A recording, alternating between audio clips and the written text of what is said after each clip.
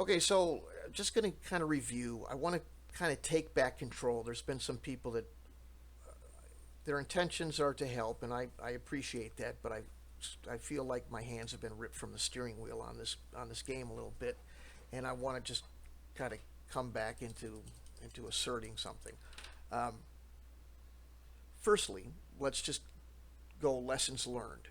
It was recommended that I put this game on IKS to get players. And I appreciate the invite, I appreciate the statement, I appreciate people coming to play.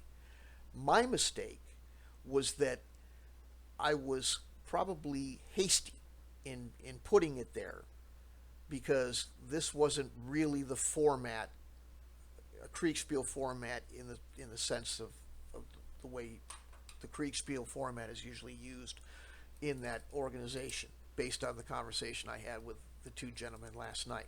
So my lust to get warm bodies into this game overrode, and I should have thought a little bit about it first, because what this really is kind of a free Kriegspiel RPG type of thing. And there's, if you're not familiar, there's a movement of people that are using the phrase free Kriegspiel in relation to just role playing games, where it's really kind of a almost improv acting type of idea, more so than rolling dice and using rules.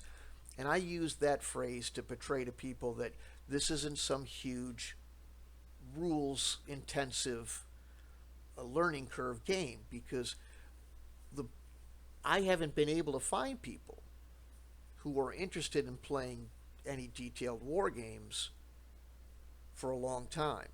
And when I try to present them to people, I get the usual spiel of cliche, tedium and complexity and simulation, and all those words get hurled out, and I go, okay, whatever. So uh, I've been trying to market products to people who use those words infinitum in it, and in everything about gaming, and saying here's some super rules light stuff. So the person that's working with me on Star Wars games and role playing, she is always barking in my ear, make sure you keep things light and easy to interpret, or these people will just quit because they don't want to think, they don't want to put a lot of effort into it. So that's why I this system was very light. It wasn't my initial intent to do so. I carved a lot out of it based on the idea that I just wasn't going to be able to attract people if it had the depth and detail that I'd really prefer and would enjoy. So, but to my surprise, there's people going, "Oh no, we like that." Oh, good. Okay. So now I'm going to put it all in, and it may flush out some of the players, but at this point, um, you you know, whatever. I'm going to do what I like. I'm going to play the game I want to play. I'm going to run the game I want to play. So, uh, so I'll put out the synopsis of the details, um, so that we all are on the same page, or whomever is left is on the same page. As far as formatting and discussion and orders, I put out those order forms because that's the way I like to run things. I like to look at those order forms. I like to compare them with one another between the two different. I like to have it from everybody who's playing, not every individual, but you know, you have task forces and different. I want to see all of those from both sides. What I do is I wait for everybody to turn it in, and then I take them from both sides and I put them up against one another so that I can make kind of a storyboard for that. Then I have an output. You all get replies that are contextual to the game, like replies from underlings, reports from intelligence, stuff like that. You'll get to show what's occurred based on those movements and choices of combat and all that. And I want that all in Word format. I don't want to. Discord to me wasn't anything other than a means for voice communication when that was necessary, and a way to exchange some files and post pictures and chat. Beyond that, I'm really not. I don't want to become invested in it, and I don't want to spend all my time making formats and configuring things. To me, that's like setting up my stereo equalizer or something. I don't want to deal with all that. Just put. That's why I prefer just to send me a Word document with the orders. If you want to discuss things among yourselves for planning, that's fine. Go ahead and do that. When well, if I wasn't quite, I still am not totally clear on the whole mind link phraseology that was used, but if you want to keep things from your own people for whatever reason, I would recommend direct messages or something like that. I mean, I'll set up voice chats for you, sure, if that's what you were getting at. I've got no problem with that, but I'm not. I I can't man this console 24/7. So I don't know what help it'll be for me to be able to, talk in real time to people. And there was a lot of people that joined this game saying, I can play it as long as there's nothing live. I can't do live. So okay, then if even connecting to a virtual tabletop takes too much time for you, then as far as visuals, I was going to just use screen grabs. Uh,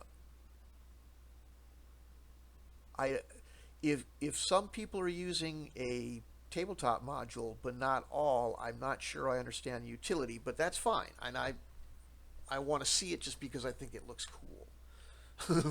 Just it'd be neat to see a Star Wars Kriegspiel table. I've I've seen Kriegspiel table. I've played Kriegspiel, but I just thought it'd be neat to see it in Star Wars. So it's kind of like, I don't know, just neat to look at. But I don't know that I understand why you're using it. But that's fine. So again, we're going to do a 3 days worth of game time. Give orders for 3 days worth of game time. Uh, but remember, and I'm sure you're probably aware of this if you're Kriegspiel players, that the more detailed and lengthy the order, the more likely something's going to interrupt it. If you plan out every move for the next 72 hours in game time, there might be an enemy out there that's going to throw a wrench in those gears. So, um, but the idea is to I didn't want it to be, it's just time scale. If it's too short, then people complain about that. When it's too long, you start having, at least I see it as chronology problems. But so we went with 3 days. That'll give you a chance to make corrections or changes should the situation develop in a way you didn't expect to. You can make those corrective orders, and then we go back and do it again 3 days later. And that's kind of the cycle that we're into. As far as deadlines, here's another thing. It's a lot of people. I mean, LARPing, being in the military is one thing, but a lot of people get a little bit saucy if you actually make demands of them. So I don't want to run people off, and then I don't have anybody to play with. But I do understand that we don't want to be waiting around for somebody who takes all week to write one half of a order, something like that. So it would be nice to have people commit to the deadline. there will be a point in time that if it doesn't get in, that somebody else is going to, you know, take over. So we'll, and I guess people listening to this go, well, that in fact is a deadline. Okay, fair enough, but I just, maybe it's just putting it in phraseology that doesn't seem too terse or demanding, because I know they can turn a lot of people off. So we prefer to have it done uh, every 3 days, and I'll give you till, you know, I'm up late in my neck of the woods, so midnight Central Standard Time. And if I don't get it by then, somebody else is going to make the decision for your troops or your ships or whatever is relevant to your command. So we'll just put it that way instead of, I don't want to be a pulpit pounder about it. Now there was, the other thing was chain of command, and this is another thing. Uh, I I play with people and hear mostly from role playing type people, and even that they want autonomy, agency they call it. They like to use that phrase. So they go, why role play something where I'm not making decisions? All I'm doing is taking orders for somebody else, and that sucks. Okay. All right. So to compensate for that, that's why I gave each player autonomy. That here's your destination. Here's your general objective. Um, how you how you achieve that goal is up to you. Instead of writing instructions where people just feel like they're following somebody else's plan. But if you want that, I can do that um, quite easily.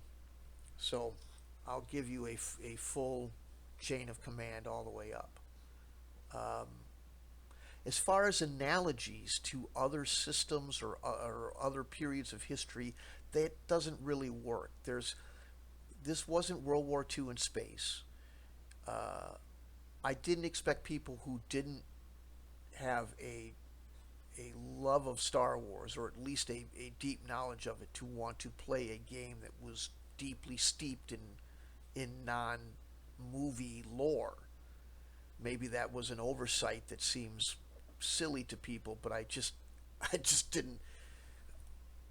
I thought if all you do is watch a movie or two, then you probably don't have enough interest in Star Wars to play a Star Wars war game. My mistake. Um, so no, I would try to break yourselves of those analogies. Um, like I say, the closest thing to any historical analogy would be, that I can think of, is the American Revolution, where there was a continental army of regulars, but there was also, you know, like I said, these Green Mountain Boys types of guerrilla fighters as well. So I'll add in the logistics, the special forces, the popular support. You won't know. Well, you can use status markers on the planets for your own rating system or whatever, but as far as the actual rating system that determines whether a planet goes into insurrection or revolt or something like that, though you won't know that. I mean, you'll know that they went into revolt, but you're not. I have a scale of 0 to 10, and I'm not telling any players that, well, this planet is a 5 and this one's a 6, because then you aim for numbers instead of achieve in-world narrative goals, like trying to, you know, pacify the population or something like that. So I don't give you those numbers. But and logistics will be consumables, fuel, and ammunition, and how much you can consume per day when you're fighting versus when you're not, things like that.